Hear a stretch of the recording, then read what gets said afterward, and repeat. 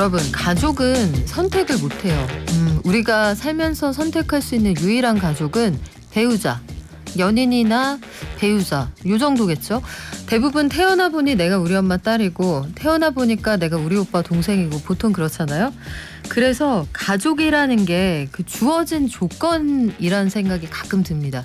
이런 주어진 조건이 예술가들의 인생, 작품에도 큰 영향을 미치고 있다고 하는데, 우리가 잘 아는 반 고흐의 동생 테오가 있고요. 구스타프 클림트의 연인 에밀리 플렉에도 있죠. 이런 사람들이 이 작가들의 작품 세계, 그리고 사후에도 상당히 많은 영향을 미쳤다, 뒷얘기들이 나오는데요. 5월 가정의 달이죠. 비드피스의 이정우 대표와 함께 대표적인 예술가들의 가족 이야기, 그리고 그들이 작품에 미친 영향까지 한번 알아볼게요. 안녕하세요. 안녕하세요. 제가 소개를 바꿨어요. 네. 이정우 대표님. 지금 사장님 되신 거예요? 네, 일단 그렇습니다. 네, 비드피스 어떤 회사입니까? 제가 예술 업계에서 한 5년 정도 일을 하면서 느꼈던 이런저런 아쉬운 부분들이 있었는데, 그중에서 가장 크게 느꼈던 게 시장에 대한 접근성이었어요.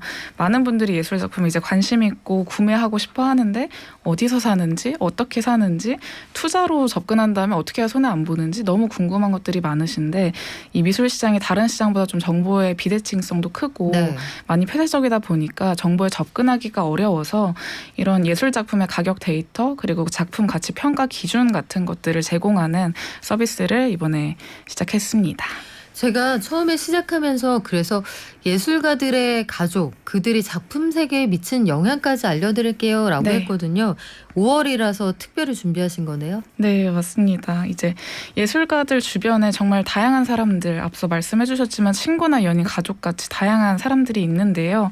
이번에 5월 가정의 달을 맞아서 예술가의 가족들에 대한 이야기 준비해봤습니다. 오늘 다룰 작가들은 네. 마르크 샤갈, 프리다 칼로, 그리고 이중섭이 있습니다.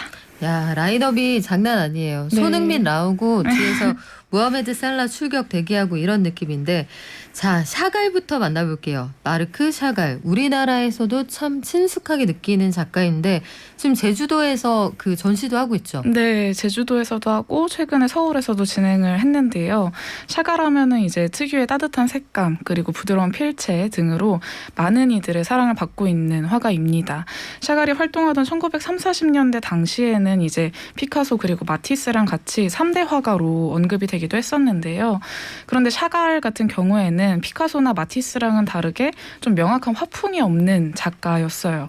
피카소는 큐비즘의 대표주자, 마티스는 야수파의 대표주자였는데, 사실 샤갈 같은 경우에는 피카소나 마티스처럼 좀 명확한 특징이 없이 피카소 느낌 반, 좀 마티스 느낌 반, 거기에 그림을 보다 보면 왜 이렇게 배치한 건지 알 수 없는 요소들이 있는데, 그런 점에서 이제 초현실주의도 약간 있는 것 같고 한데 좀 명확한 특징이 없어서 모호한 그림을 그린다라는 비난도 있었습니다. 그런데 오히려 샤갈은 나는 어떤 화풍에도 들고 싶지 않다, 나는 내 그림을 그릴 뿐이다 라고 응수하면서 작품 활동을 이어나갔습니다. 정체가 뭐냐고 물었을 때 나는 나야 라고 얘기를 했다는 거죠. 네. 그래요. 당대 그 생전에는 짜장면이야 짬뽕이야 했을 때 난 짬짜면이야 이렇게 당당하게 얘기를 했다는 건데, 네. 예술가들 중에는 보면 생전에는 주목받지 못하다가 사후에 그림의 가치가 확 올라가는 분들이 제법 네. 많은 것 같아요. 네. 어떤 분들이 있습니까? 사후에 이제 가장 조명받은 작가들은 반 고흐가 정말 유명한데요. 샤갈을 보면 사실 이렇게 좀 예술가로서는 회색지대에 있었던 인물이다 보니까 오히려 죽어서 더 유명해지지 않았을까라는 생각을 할 수도 있는데, 오히려 이런 모호함이 샤갈 특유의 느낌으로 여겨지면서 당시 활동하던 프랑스에서도 인기를 얻었고요. 러시아에서도 인기를 얻었었고, 그리고 중년 이후에 샤갈이 미국으로 넘어갔는데, 그때 당시 이제 미국의 갤러리랑 미술관들이 막 생기기 시작하면서 미술이 이제 막 시장이 형성될 때였어요. 그런데 그때 이제 샤갈이 넘어가면서 온갖 갤러리 그리고 미술관의 샤갈 작품이 정말 바쁘게 전시되었었다라고 합니다. 특별하게 너는 대체 정체가 뭐야? 라고 했을 때 여러 가지 느낌이 다 들어간다. 이거는 취향을 특별히 안 탄다. 이런 느낌이 될 수도 있겠네요. 네. 다 샤갈도 그랬다. 근데 샤갈이 예술가로 활동하는데 가족들은 어떤 영향을 미쳤나요? 이 샤갈이 2차 세계대전 당시에 이제 프랑스에서 미국으로 넘어갔는데요. 당시에 사실 샤갈 말고도 많은 예술가들이 미국으로 넘어갔었어요. 그런데 그 과정에서 본인이 만든 작품들도 같이 들고 이주를 했습니다. 근데 당시에 너무 많은 사람들이 한 번에 이주를 하고 그리고 운송기관 상황도 지금처럼 좋지가 않다 네. 보니까 이동 과정에서 작품이 망가지는 경우가 굉장히 많았는데요. 샤갈의 가족들이 이제 미국과 프랑스를 여러 번 왔다 갔다 하면서 이제 작품을 같이 운송을 했었다라고 합니다. 와, 그때 전쟁 때문에 새로운 대륙으로 이주를 한다. 그런데 그 와중에 작품까지 가져간다니 사실 보통 일이 아니잖아요. 네. 근데 이걸 한 번도 아니고 여러 번 왔다 갔다 하면서 보존을 해줬다. 네. 그러면 작품 보존 상태가 그 작품의 가치를 결정하는 데 되게 큰 요소가 되잖아요. 맞습니다. 작품 관리를 그 전시에 어떻게 했을까? 이것도 궁금하네요. 이 샤갈의 딸인 이다라는 인물이 굉장히 히로인으로 자리매김했었는데요. 이때 당시에 샤갈의 작품을 들고서 일반 사람이 타는 칸이 아니라 가축이 타는 수송칸에 탔습니다. 딸이 혼자. 네. 네. 이때 당시에 가축이 타는 칸에는 지푸라기 같은 것들이 있잖아요. 그러다 보니까 작품의 항원항습 이런 것들이 조절이 용이했었다라고 해요. 그리고 당시 대부분의 작품이 캔버스로 만든 나무 틀에다가 이제 천을 씌워서 만들었는데 이 샤갈의 딸인 이다가 모든 천을 다 벗겨내서 돌돌 말아서 들고 가축칸을 타고 미국으로 넘어갔었다라고 합니다. 아, 대단하네요. 당시 유럽에서 미국으로 가는데 이 아가씨가 네. 혼자 나는 가축 칸에 탈게요. 그림을 보존하기 위해서. 아빠는 다른 칸에 타고 딸 혼자. 네. 그래요. 이 딸이 아버지의 작품 가치를 정말 제대로 알아봤다 이런 생각이 드는데 샤갈이 남긴 작품들의 가치 현재는 이게 금액으로 치면 어떻게 평가를 받습니까? 사실 작품 샤갈이라는 작가가 만든 모든 작품의 가치를 매기기는 쉽지 않을 것 같고 정확한 수치가 나타나기도 쉽지는 않을 것 같은데 일단 최근에 2017년도 소더비 뉴욕 경매에서 샤갈의 작품 연인이라는 작업이 한화로 약 1,600억 원에 낙찰이 되기도 했습니다. 1,600억 원이요. 네. 그리고 또 이제 이 1,600억 원 같은 경우에는 오일 페인팅 하나밖에 없는 작품이라 이 정도의 가격대가 형성이 되는 거고요. 반대로 좀 여러 점이 제작돼서 상대적으로 저렴한 편인 판화 작업 같은 경우도 평균적으로 2-3천만 원 선에서 거래된다고 해요. 그렇군요. 두 번째로 우리 프리다 칼로를 한번 만나볼까요? 대표적인 여성 예술가이고 국내에도 많이 알려져 있고 영화로 작품을 만나보신 분들도 계실 텐데 여성의 인권을 신장할 때 특히 많이 쓰이는 작품이라고도 합니다. 프리다 칼로에게는 어떤 가족사가 있나요? 샤갈하고는 다르게 굉장히 비극적인 가족사를 가졌는데요. 본인의 남편이 자신의 친동생과 사랑에 빠져서 좀 오늘날의 사랑과 전쟁에 나올 법한 이야기를 겪었습니다. 야, 4주 후에 만나야 되겠네요. 네.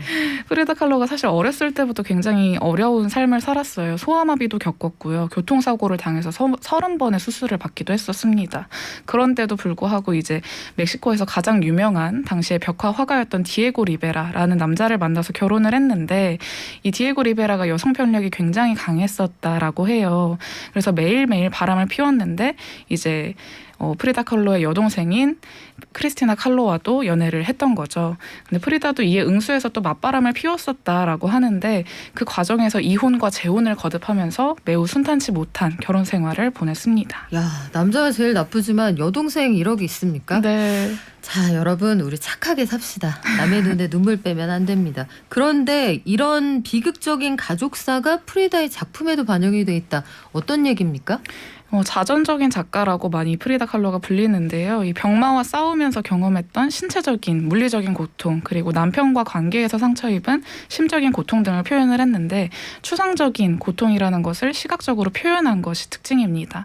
화살이 온몸에 박힌 자화상을 그리거나 상망신이 갈라진 채로 못이 박혀있는 그림을 그리거나 하는 식인데요.